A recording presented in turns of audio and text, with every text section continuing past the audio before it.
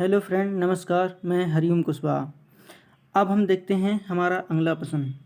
हमारा अगला प्रश्न है उपचयन अपचयन रेडॉक्स अभिक्रिया किसे कहते हैं, उदाहरण सहित समझाइए।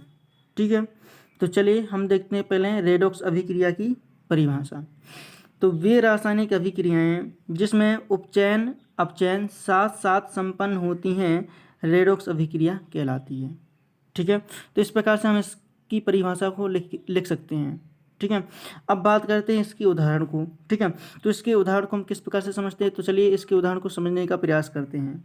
ठीक है, तो देखिए देखिए फ्रेंड, हमारे पास कॉपर ऑक्साइड है और हाइड्रोजन है। ठीक है, कॉपर ऑक्साइड है और हाइड्रोजन है। ठीक है, इन दोनों ने आपस में अभिक्रिया की तो कॉपर अलग हो गया ऑक्सीजन से और हाइड्रोजन जो है उसमें ऑक्सीजन जुड़ गया।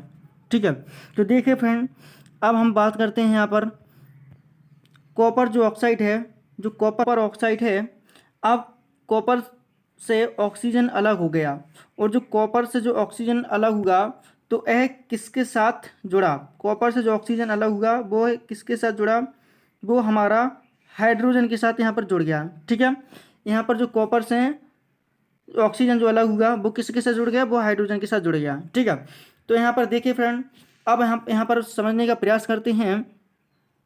तो देखिए फ्रेंड, यहाँ पर हम बात करते हैं कॉपर ऑक्साइड से जो ऑक्सीजन अलग हुआ, तो देखिए फ्रेंड, जो ऑक्सीजन का अलग होना यानी ऑक्सीजन का निकलना, ऑक्सीजन की हानि क्या कहलाती है फ्रेंड, अपचयन। ठीक है, क्या कहलाती है फ्रेंड, अपचयन। ठीक है, क्या कहलाएगी, अपचयन। ठीक है, और यहाँ पर जो आपका ऑक्सीजन का जुड़ना, ऑक्सीजन का क्या जुड़ना क्या कहलाता है, ऑक्सीजन की वृद्धि क्या कहलाती है फ्रेंड, उपचयन। ठीक है, क्या कहलाती है, उपचयन। ठीक है, इसके बारे में हम पढ़ चुके हैं कि ऑक्सीजन की वृद्धि और ऑक्सीजन का अलग होना क्या कहलाता है। देखिए इस प्रकार से हम इसको बता सकते हैं कि जो इसमें उपचयन और अपचयन क्या हो रही है फ्रेंड, साथ साथ एक साथ संपन्न हो रही है। ठीक है, उपचयन और अपचयन क्या हो रही है फ्रेंड, साथ साथ संपन्न हो रही हैं। तो इस प्रकार से हम इसको बता सकते हैं कि ऐसी अभिक्रियाएं जिसमें क्या होता है फ्रेंड, उपचयन और अपचयन अभिक्रियाएं साथ साथ संपन्न होती हैं, तो उस अभिक्रिया को रेडॉक्स अभिक्रिया कहते हैं। तो इस प्रकार से हम इसके उदाहरण को समझ सकते हैं। ठीक है, अब देखते हैं हमारा अगला प्रश्न। देखिए फ्रेंड, हमारा अगला जो प्रश्न है, हमारा अगला प्रश्न है कि संक्षारण किसे कहते हैं। ठीक है, संक्षारण किसे कहते हैं, तो इस प्रकार से हम से प्रश्न कर सकते हैं कि संक्षारण किसे कहते हैं। ठीक है, तो चलिए अब हम इसके उत्तर को लिखने का प्रयास करते हैं। तो चलिए फ्रेंड, हम देखते हैं इसके उत्तर को। वायुमंडल द्वारा या किसी रासायनिक अभिकर्मक द्वारा धातु के ऊपर किसी नवीन यौगिक का बनना और उस नवीन यौगिक के कारण धातु के धीरे धीरे क्षरण होने की क्रिया को धातु संक्षरण कहते हैं। बिल्कुल सही है फ्रेंड। देखिए हम इसके उत्तर को बहुत ही सरल विधि के थ्रू मतलब समझ सकते हैं और इसको आसानी से इसकी जो परिभाषा है इसको लिखने का प्रयास कर सकते हैं। ठीक है ना फ्रेंड। देखिए फ्रेंड, हम इसको उदाहरण के आधार पर समझने का प्रयास करते हैं। तो देखिए फ्रेंड, हमारे पास मैग्नीशियम है। ठीक है, मैग्नीशियम हमारे पास कोई धातु है और इसको वायु की उपस्थिति में खुला छोड़ दिया। ठीक है, ऑक्सीजन की उपस्थिति में इसको क्या है, खुला छोड़ दिया।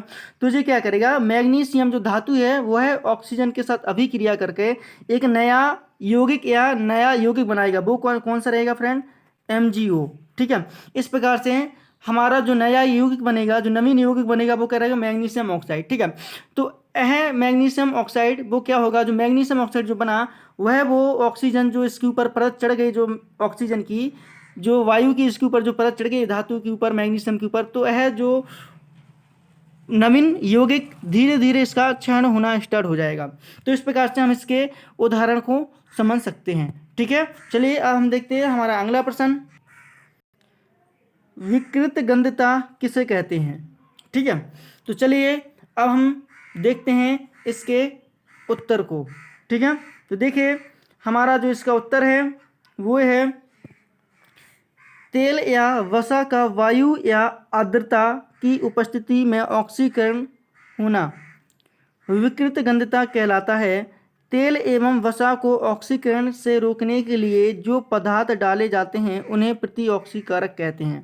ठीक है, बिल्कुल सरल परिभाषा के आधार पर हम इसको ले सकते हैं। देखिए, आपने देखा होगा कि अगर कोई तेल की जो खाद्य पदार्थ वाली कोई चीज़ है, अगर उसको आप काफ़ी दिनों तक अगर उसको ऐसे ही रखे, हवा में रखा रहने दें उस पदार्थ को, तो वह जो पदार्थ से जो भी तेल की जो खाने वाली जो चीज़ है, वह क्या होगा फ्रेंड, उससे गंध आने लगेगी। ठीक है, तो आपने देखा होगा कि जो खासकर जो दुकानों पर जो चीज़ मिलती है, जो आपने देखा होगा फ्रेंड, जो नमकीन वगैरह के जो पैकेट होते हैं, तो उसमें एक गैस भरी होती है, वो होती है नाइट्रोजन। ठीक है, तो नाइट्रोजन वो गैस होती है, वह उसका कार्य ये होता है कि वह जो तेल से जो खाद्य पदार्थ वाली जो तेल वाली जो चीज़ होती है, उनको वह सेफ्टी से बनाए रखती है। ठीक है, तो इस जो अगर किसी भी पैकेट से अगर नाइट्रोजन गैस निकल जाती है, तो वह उस पैकेट की जो नमकीन या कुछ भी तेल की जो चीज़ होती है उसमें गंध आने लगती है। ठीक है, तो इस प्रकार से जो नाइट्रोजन गैस होती है,